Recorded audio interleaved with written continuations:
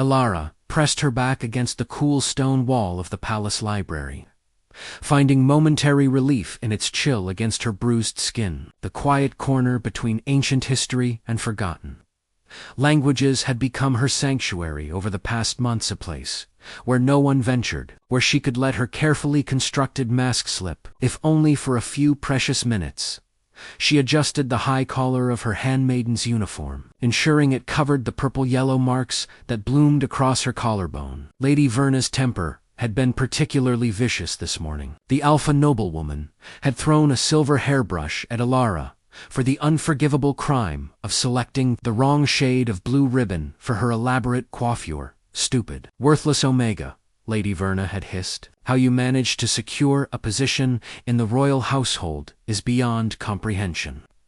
Elara knew exactly how years of perfect service records, recommendations from 3 noble houses, and the rare ability to completely suppress her Omega scent through a combination of herbs and sheer willpower. In a palace where Omegas were considered too emotionally volatile and physically fragile for service, she had become invisible, just another beta servant, unremarkable and overlooked.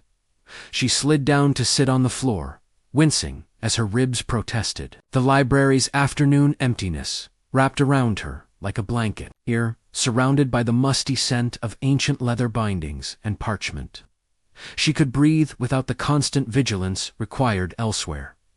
Elara pulled a small, worn journal from her pocket. Its pages were filled with her neat handwriting observations, thoughts, and most importantly, her plans. 3 more months of wages, and she would have enough to secure passage on a merchant vessel to the Southern Isles, where Omegas lived freely without the rigid hierarchies of the Northern Kingdoms, where she wouldn't need to hide.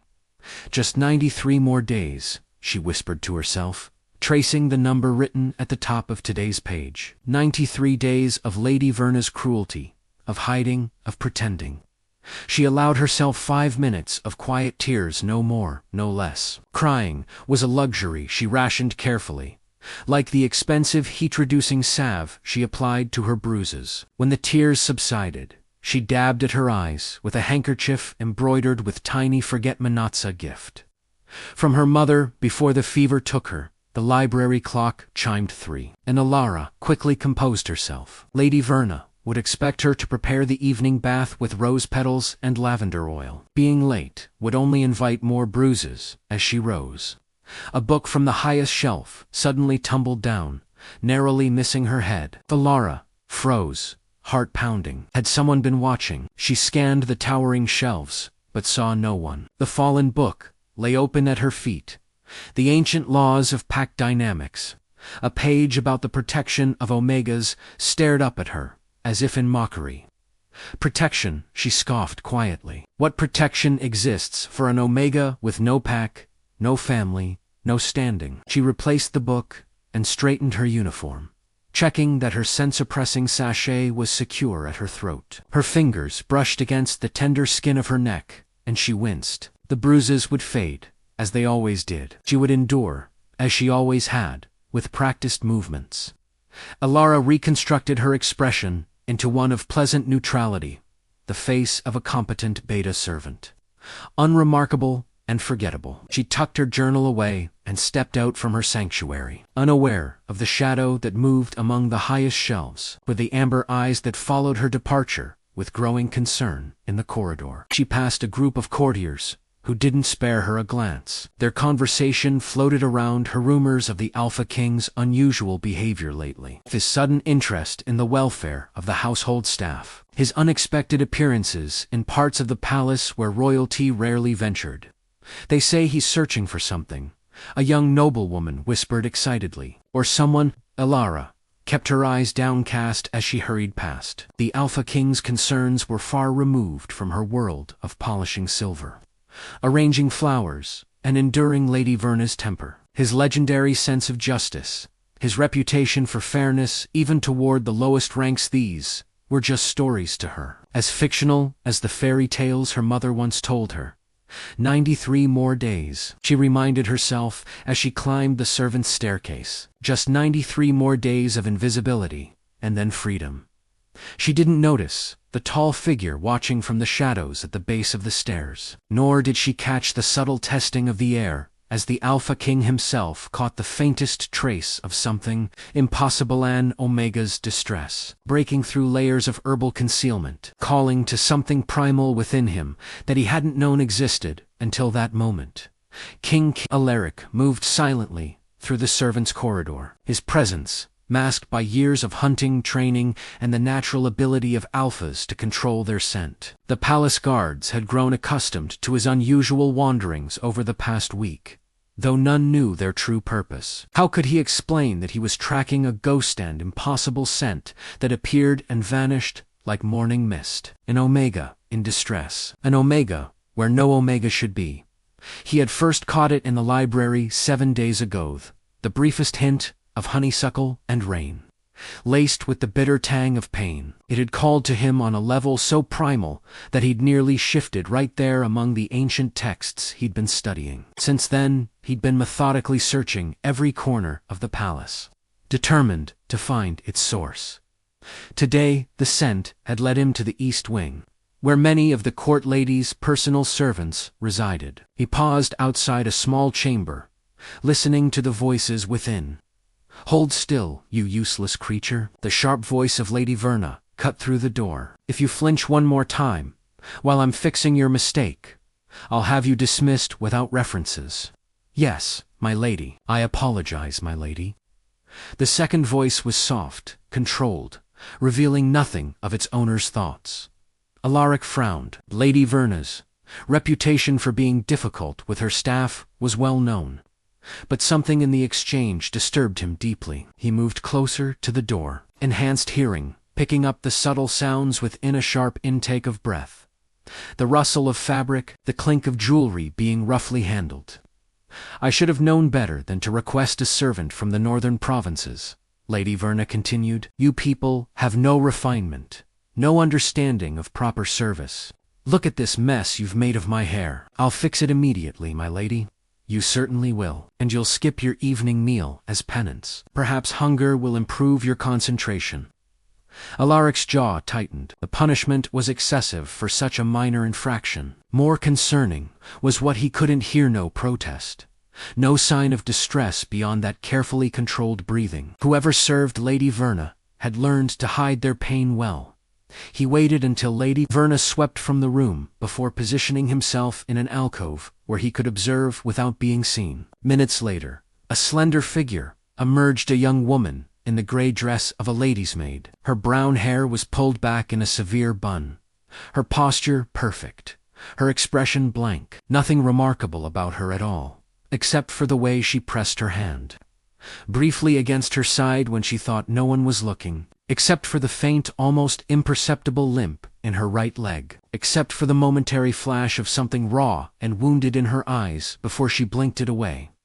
Alaric followed her at a distance as she made her way to the servants' dining hall. There, he watched as she took a tray and filled it with food not for herself. He realized, but for Lady Verna's evening meal, despite being denied her own dinner, she was still performing her duties without complaint. Ilara called an older servant woman. Lady Verna's bath oils arrived from the market. "They're in the still room." "Thank you, Mrs. Hale," the young woman Alora replied, with a small smile that didn't reach her eyes. Alaric committed the name to memory. Alora, it suited her somehow, though he couldn't say why. He continued his discreet observation as she delivered Lady Verna's meal, then hurried to the still room to collect the bath oils. Throughout it all, she maintained that perfect mask of beta servitude, efficient, unremarkable, invisible. But twice more, he caught that fleeting scent honeysuckle and rain, when her control momentarily slipped. An Omega hiding as a beta in his palace, under his very nose.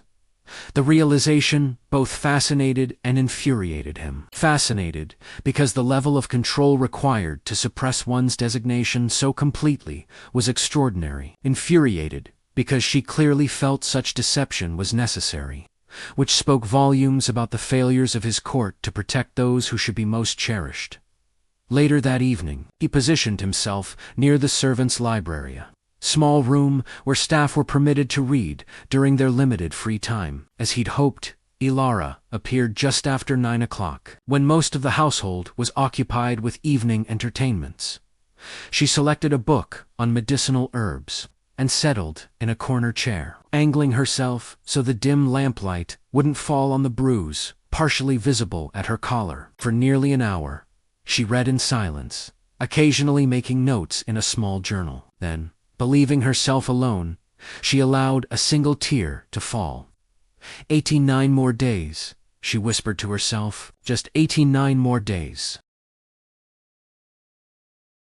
Alaric felt something twist in his chest. What happened in 89 days? Where was she planning to go? And most importantly, who had hurt her so badly that she would hide her true nature and endure such treatment? As she rose to leave, wincing slightly, he caught the scent, again stronger this time, as her exhaustion made her control slip. The alpha in him growled silently, demanding protection, demanding justice. The king in him began formulating a plan.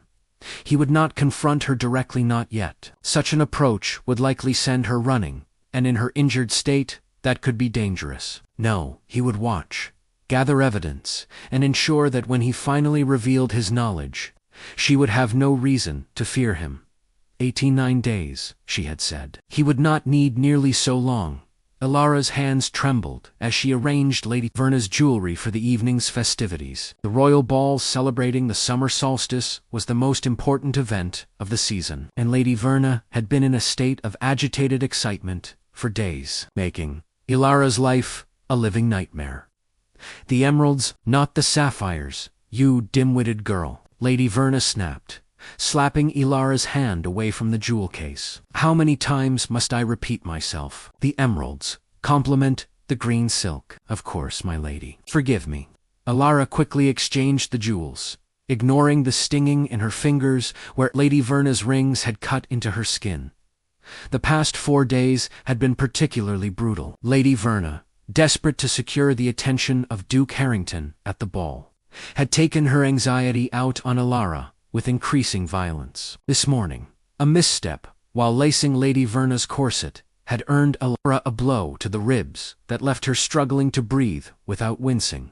Worse, her supply of scent-suppressing herbs was running dangerously low. The unusual heat of early summer had forced her to use more than usual, and her planned trip to the herbalist in the lower town had been impossible with Lady Verna's constant demands. She had stretched her remaining mixture by diluting it, but she knew it was a temporary solution at best.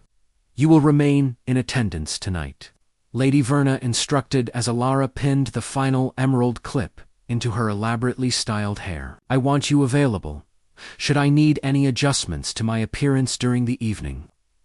Ilara's heart sank. She had hoped for a few precious hours of rest, while the nobility danced and feasted. Yes, my lady, and do something about your appearance, Lady Verna added with a dismissive wave. You look positively haggard. I won't have you embarrassing me by looking like some street urchin. The irony might have made Ilara laugh if she weren't so exhausted. Lady Verna was the very reason she looked haggard, with dark circles under her eyes from sleepless nights spent tending to her mistress's whims and bruises, hidden beneath her high-collared uniform.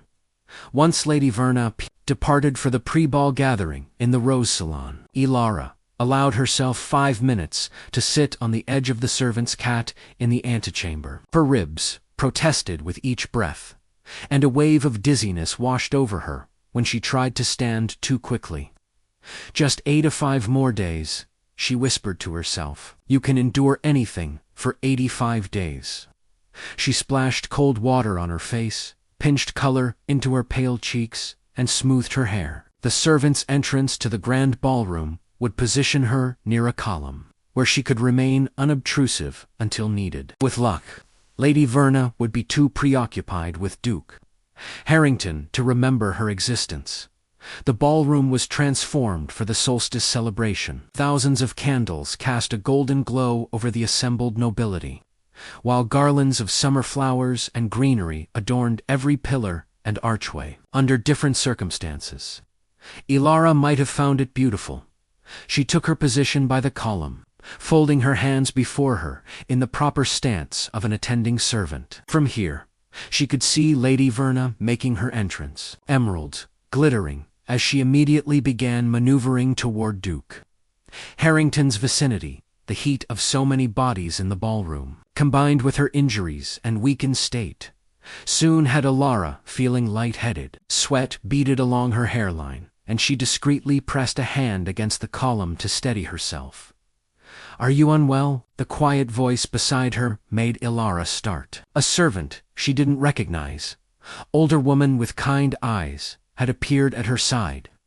"I'm fine," Alara replied automatically, "just a little warm." The woman gave her a knowing look. "You're Lady Verna's girl, aren't you? I've heard about you." She offered a small flask. "Water with mint. It helps with the heat." Gratefully, Alara accepted a small sip. "Thank you. You should sit down for a moment. Lady Verna appears quite occupied." The woman nodded toward where Lady Verna was laughing animatedly at something Duke Harrington had said. "I couldn't possibly. Just for a moment. There's a small antechamber through that door. I'll watch for Lady Verna and alert you if she looks your way." The kindness was so unexpected that Alara found herself nodding. "Just for a minute," she agreed. The antechamber was blessedly cool and empty. Alara sank onto a small bench, closing her eyes as she took careful, shallow breaths. The dizziness was worse now, and she realized with growing alarm that she was burning with fever. The combination of exhaustion, injury, and her diluted scent suppressants was proving disastrous. She needed to return to her position before she was missed. But when she tried to stand, the room tilted alarmingly. Worse, she caught the unmistakable scent of honeysuckle, her own omega scent. Breaking through her failing suppressants, panic surged through her. If anyone detected her true designation, everything would be ruined. She fumbled in her pocket for her emergency sachet of herbs, but her fingers felt numb and uncooperative. The door to the antechamber opened, and Alara looked up in terror, expecting Lady Verna's furious face. Instead, she found herself staring into intense amber eyes that widened with recognition. The Alpha King himself stood in the doorway, his powerful presence filling the small room instantly. Alara had only ever glimpsed him from a distance, but there was no mistaking his tall figure, the crown resting on his dark hair, or the aura of authority that surrounded him.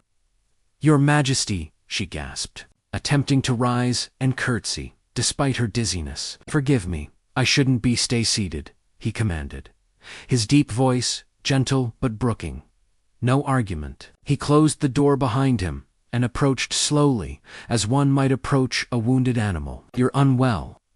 "I'm fine, Your Majesty," she insisted, even as the room spun around her. "I must return to my duties." "Your duties can wait." He knelt before her, bringing himself to her eye-level, a gesture so unexpected from an Alpha King that Alara momentarily forgot her panic. "You Alara, aren't you? Lady Verna's handmaiden." The fact that he knew her name sent a fresh wave of terror through her. "How do I make it my business to know everyone who serves in my household," he said smoothly, though something in his eyes suggested there was more to it. "You're burning with fever, and you're injured." "It's nothing, Your Majesty. Just the heat of the ballroom."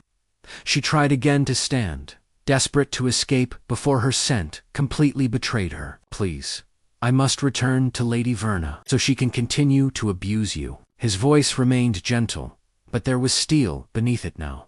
Alara froze, her heart hammering painfully against her bruised ribs. "I don't know what you mean. I think you do." He reached toward her slowly, telegraphing his movement, and gently touched the edge of her collar, where a bruise was just visible. "This is not the first mark she's left on you, is it?" The room seemed to tilt again, but this time, it wasn't from fever. How could he know? How long had he been watching? And most terrifyingly, did he know what she truly was? "Your Majesty, please," she whispered, her voice breaking. "If Lady Verna discovers I've spoken to you, she won't," he assured her. "And even if she did, she would never touch you again. I give you my word." The sincerity in his voice almost broke her. How many times had she dreamed of rescue, of protection, only to wake to the harsh reality of her existence. She couldn't afford to hope now, not when she was so close to escaping on her own terms. 85 days, he said quietly, and Elara's blood turned to ice. That's how long until you plan to leave, isn't it? Where will you go, Eli? She swayed on the bench, darkness creeping at the edges of her vision. Her scent suppressants had failed completely now. She could smell her own distress filling the small room, mingling with the Alpha King's scent of pine and wood smoke and something indefinably wild. How long have you known? She managed to ask. Long enough. His amber eyes held hers. Long enough to know you deserve better than this. Long enough to be certain that you are. But whatever he was about to say was lost, as the door burst open, revealing Lady Verna's furious face. There you are, you worthless girl, she hissed, apparently not registering the king's presence in her anger. How dare you abandon your post? I've been looking everywhere for. She stopped abruptly, as King Alaric rose to his full height, turning to face her with an expression that made her stumble back a step. Your Majesty, I didn't see. I was just Lady Verna, he said, his voice colder than midwinter ice. How fortunate! I was just about to send for you. Elara tried to stand, to somehow diffuse the situation, but the movement sent pain lancing through her ribs. A small, involuntary whimper escaped her lips, and she saw the king's shoulders tense at the sound. Your handmaiden requires medical attention, he continued, never taking his eyes off Lady Verna's rapidly paling face. Perhaps you can explain how she came to be in this condition while under your care. Lady Verna's expression cycled rapidly through shock, fear, and calculation. Your Majesty, if she's claimed I've mistreated her, I assure you it's a lie. The girl is prone to clumsiness and exaggeration. Just yesterday she fell down the stairs. And I have made no such accusation, the king interrupted smoothly. How interesting that your mind immediately went there. Elara felt the room spinning faster now. The confrontation, her fever, the pain in her ribs, and the terror of her secret being exposed, it was all too much. She tried to speak, to somehow salvage the situation, but no words came. Instead, as darkness closed in around her, she felt herself slipping from the bench. The last thing she registered was the scent of pine and wood smoke, enveloping her as strong arms caught her falling body. Alaric cradled Alara's unconscious form against his chest, his alpha instincts roaring to protect the wounded Omega in his arms. Her scent, honeysuckle and rain, now unmistakable without the herbal suppressants, called to something primal within him, something he hadn't known existed until that first day in the library. Guards, he called, and instantly 2 royal guards appeared at the doorway. Escort Lady Verna to the blue salon and ensure she remains there until I summon her. His voice was deadly calm, belying the rage building within him. Your Majesty, there's been some misunderstanding, Lady Verna protested, her voice rising in panic. The girl is merely my servant, hardly worth your personal attention. One more word, Alaric said softly, and I will have you escorted not to the blue salon, but to the dungeons. Choose wisely, my lady.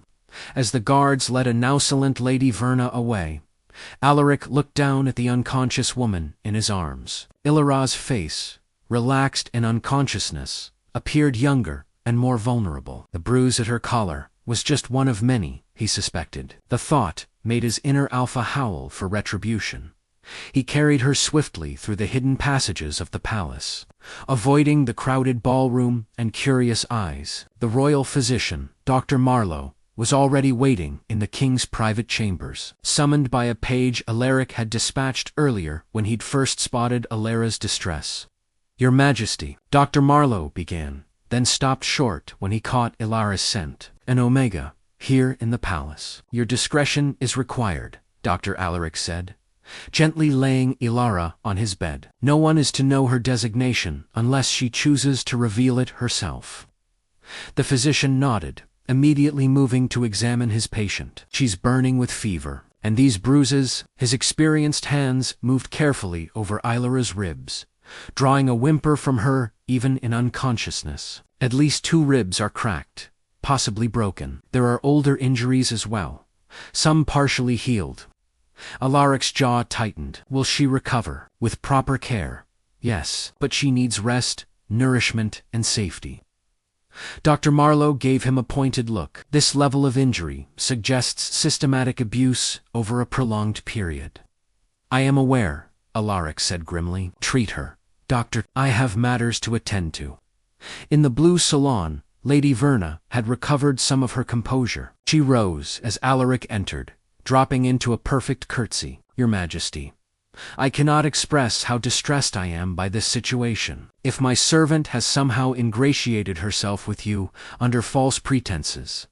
Silence, the single word spoken quietly, nevertheless echoed in the ornate room. You stand accused of physically abusing a member of my household staff. How do you answer? Lady Verna's face hardened. The girl is clumsy and incompetent. Any discipline she received was well within my rights as her employer.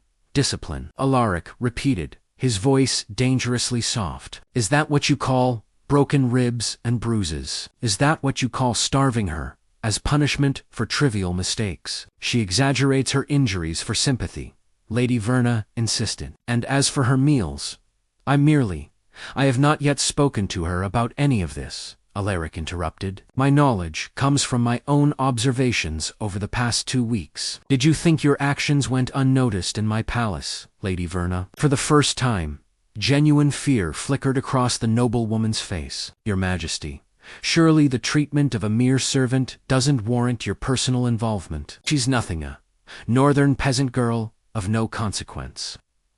Alaric stepped closer, letting his alpha presence fill the room, until Lady Verna shrank back. Every person in this palace is under my protection. Every servant, every guard, every stable boy and kitchen maid. Their welfare is my responsibility, and I have failed this one grievously by allowing your abuse to continue unchecked. What will you do? Lady Verna whispered. You are stripped of your position at court, effective immediately. You will return to your family estate before sunrise, and remain there until I determine a suitable consequence for your actions. He turned to leave, then paused. And Lady Verna, should I discover that you have mistreated any other servants in your household, past or present, your family's lands and titles will be forfeit. Am I understood? Yes, Your Majesty, she replied, her voice barely audible. Alaric returned to his chambers to find Alara awake, propped against pillows, her eyes wide with confusion and fear as she took in her surroundings. Dr. Marlowe had dressed her in a clean nightgown and bandaged her ribs, but her face was still flushed with fever. Where am I? She asked, then caught sight of Alaric. Your Majesty. She tried to rise, wincing in pain. Please, stay still, he said, approaching slowly.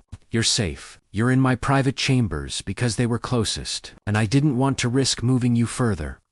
Her eyes darted around the room, taking in the luxurious furnishings, the royal crest on the tapestries, the enormous four-poster bed where she now lay. Lady Verna will never harm you again, he assured her, sitting carefully on the edge of the bed. She has been dismissed from court. Alara's eyes filled with tears. Because of me. She'll be furious. She'll tell everyone what I am. She doesn't know what you are, Alaric said gently. Your secret remains safe, and even if she did know, she would not dare speak of it against my explicit command. A tear slipped down Ilara's cheek. How long have you known? I caught your scent in the library 2 weeks ago. It was faint, almost completely masked, but unmistakable to me. He smiled slightly. I've been trying to find you ever since. Why? The question was barely a whisper. Alaric considered his answer carefully. Because no one should suffer, as you have in my household. Because your pain called to something in me that I cannot explain. Because you are extraordinary, allied in your designation so completely, enduring such treatment without breaking, planning your escape with such careful determination. You know about my plans to leave, she said. Not a question, but a realization. 8, he confirmed. The Southern Isles, where Omegas live freely. Fresh tears spilled down her cheeks. What happens to me now? Will you send me away? That depends entirely on you. He reached out slowly, telegraphing his movement, and when she didn't flinch away, he gently took her hand. "If you wish to go to the Southern Isles, I will arrange safe passage and ensure you have funds to establish yourself comfortably. If you wish to remain here, I offer you my personal protection and a position of your choosing in the royal household." Ilara stared at him in disbelief. "Why would you do this for me? I'm nobody, just a servant who lied about what she is." "You lied because you had to," Alaric said firmly, "because our society gave you no other choice. That is a failure I intend to remedy, starting now." He hesitated, then added more softly, "And you are not nobody, Ilara, not to me." The intensity in his amber eyes made her breath catch. "I don't understand. Neither do I. Not entirely."